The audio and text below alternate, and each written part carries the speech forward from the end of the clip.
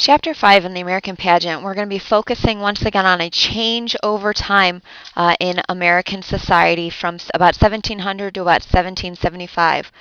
Once again, these are not the original founders of the American colonies, but their descendants that come after them. So this is a change over time, how American society changed during this period. Now to start with, we have to take a look at the growing population in the American colonies. First of all, we were doubling every 25 years our population. So what was approximately 300,000 in 1700 later exploded in 1775 to 2.5 million. Now once again, there's no census data at this time. These are approximations, but this is showing you how quickly the American colonies were growing. So much so that we see a shift in the balance of power between the American colonies and Great Britain. Now remember, Great Britain is supposed to be the mother country. They're supposed to provide all of our materials that we need, or all of our finished products that we as American colonists need at this time. So it's getting a little bit more difficult to provide all of that stuff, all of those finished products, simply because of the shift between who has how many citizens. And finally, we see four major cities developing at this time in Philadelphia, New York, Boston, Charleston.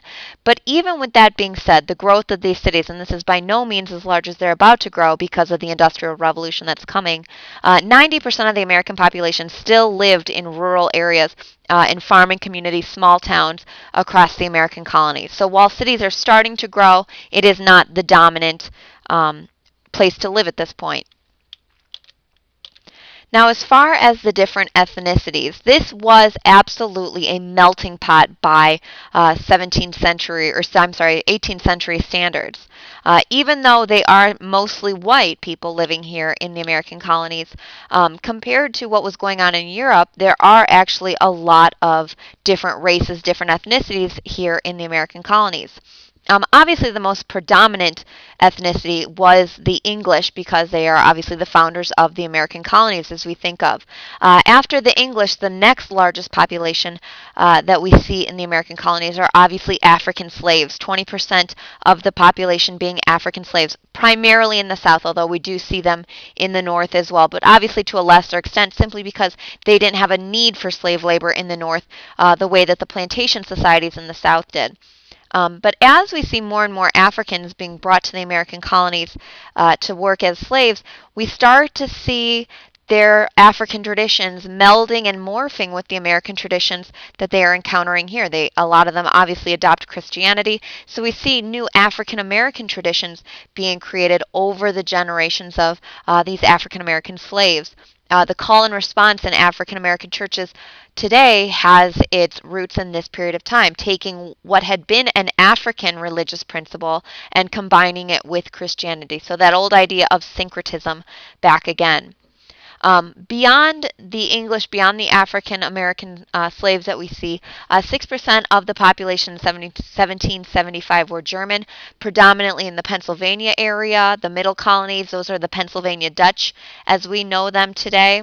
7% were known as Scots-Irish. Basically, originally these are people that had lived in the lowlands of Scotland, had been transplanted to Northern Ireland, and then had finally immigrated to America during this time. So these are people that had been rabble-rousers in the lowlands of Scotland, had been rabble-rousers in Northern Ireland, and now that they're living in the American colonies, they're not going to stop there.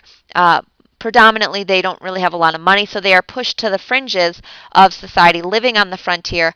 And in Pennsylvania, we see this result in the Paxton Boys Revolt, or the Paxton Boys Protest, in 1764, when this group of Scots-Irishmen protested and led a rebellion in Philadelphia against the Quaker government there, and how lenient they were against the Native Americans. They wanted a stricter enforcement against the Native Americans simply so they could have more access to the land. Very similar to what we saw during Bacon's Rebellion, and we will see this same idea again down in North Carolina with the Regulator movement later on, once again led by the Scots-Irish.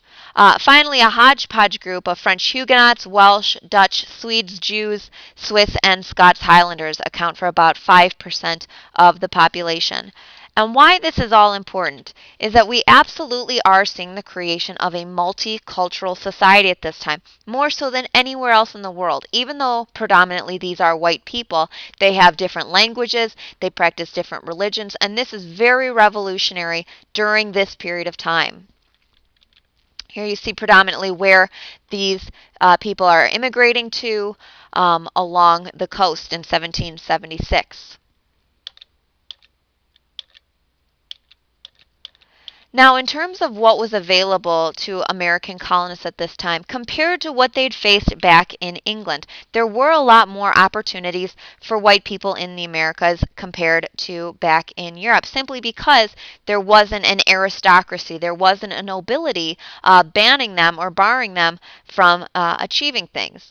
However, as time moves on and as we move further away from 1700 and closer to 1775, we start to see what's known as the Europeanization of America, meaning our American society became more stratified or more divided. There was definitely emerging a class system in the American colonies, a wealthy class, a middle class, a lower class, obviously.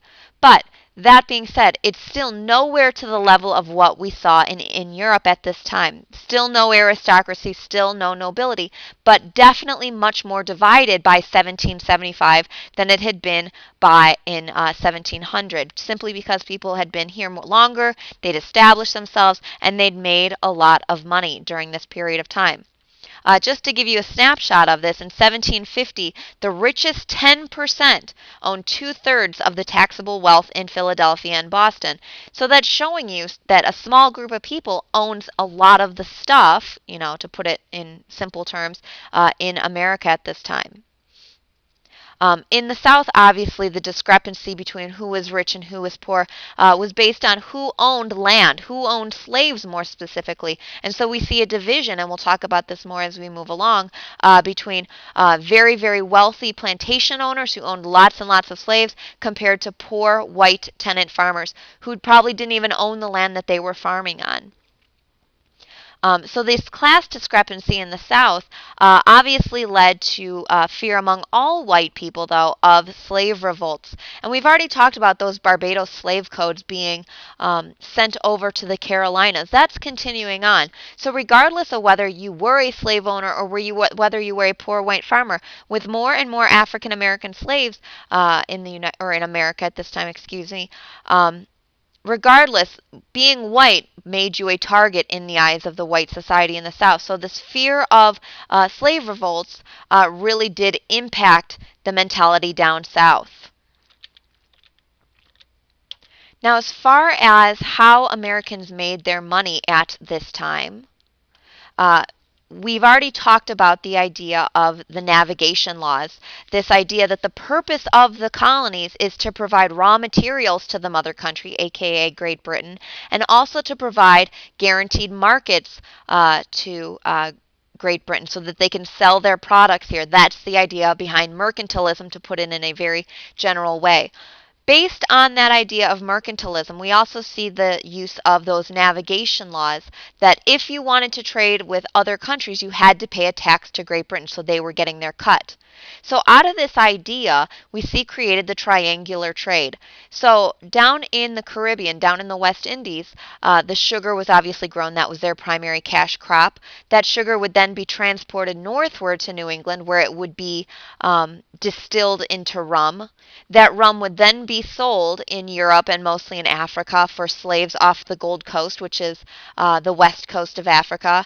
And then these slaves would be shipped back to the West Indies and other parts of the Americas to be sold, obviously, as slaves. And that central part we've already discussed is that Middle Passage. And all of this relating back to Great Britain because they were getting a cut out of anything that was being sold elsewhere through those navigation laws.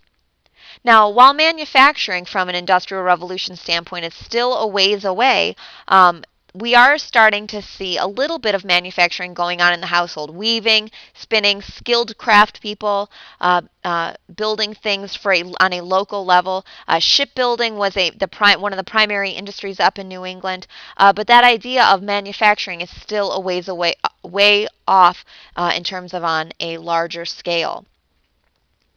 And this idea that the American population is continuing to grow and double every 25 years absolutely led into this trade imbalance that I referenced before. The idea that the American colonists, they need a place to sell their products, namely their raw materials or their agricultural goods. Well, there simply isn't the need for as many agricultural goods or raw materials, or in some cases finished products back in Great Britain. So what are they to do? Because of the amount of people living in Great Britain compared to the American colonies. And so these American colonists began to look elsewhere to either sell their goods or even to buy their goods because they weren't receiving what was necessary from the British colonies. However, in 1733, the British Parliament, reenacting those navigation laws that they've kind of been turning a blind eye to for a while, passed the Molasses Act in 1733 to cut trade with the French West Indies, meaning that the American colonists were not allowed to anymore buy or sell to the French West Indies, and they could only buy and sell with British colonies or else pay heavy, heavy taxes and fines. This obviously angered many Americans at this time simply because where else were they going to sell their products, or where else were they going to get their materials from the West Indies? They needed that outlet for trade. And so as a result, we start to see this defying of the British government through the form of smuggling and bribery, which is going to be important later on when we get to the American Revolution. Here you see once again the colonial economy, where it was located in terms of northern, middle, and southern colonies. And here you see, obviously this is on a larger scale, the triangular trade and all the trade that was going on in 1700 at this time between the West Indies, the New England colonies, Africa, and then obviously what Europe was getting out of the equation as well. Now, as far as the churches were concerned in the American colonies, there were only two tax-supported churches, that being the Anglican Church, or the Church of England, and the Congregational Church, or also known as the Puritan Church. These were the only two churches that received tax money from their respective colonies. And a snapshot of this, we're looking at the Anglican Church predominantly in Georgia, North and South Carolina, Virginia, Maryland, and parts of New York is where we predominantly see the Anglican Church having the strongest hold, or this Church of England. And it was very appealing to many colonists in this area simply because it had less fire and brimstone style sermons. You know, it was more appealing to those people that had migrated here for economic reasons as opposed to religious reasons. The College of William and Mary was actually created in 1693 in Virginia to train Anglican ministers so that they could administer to the people here in the American colonies. The Congregational Church, which is obviously the Puritan Church, we see predominantly in the New England colonies, Massachusetts Bay, Plymouth, the Connecticut colonies, etc. The one major exception is obviously Rhode Island, which was founded on this idea of religious tolerance and basically being able to do what you wanted. Now, obviously there were other denominations or other churches here in the American colonies, but they were not tax supported, such as the Quaker Church. And regardless of where, for the most part, people at this time could practice their religion without any fear of retribution.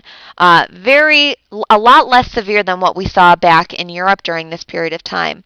Obviously, to some extent, there are still anti-Catholic laws, but not necessarily as much as we see back in Europe. Hence, also, we have to notice that there are less Catholics living in the American colonies compared to Europe. Obviously, Maryland is that one major exception.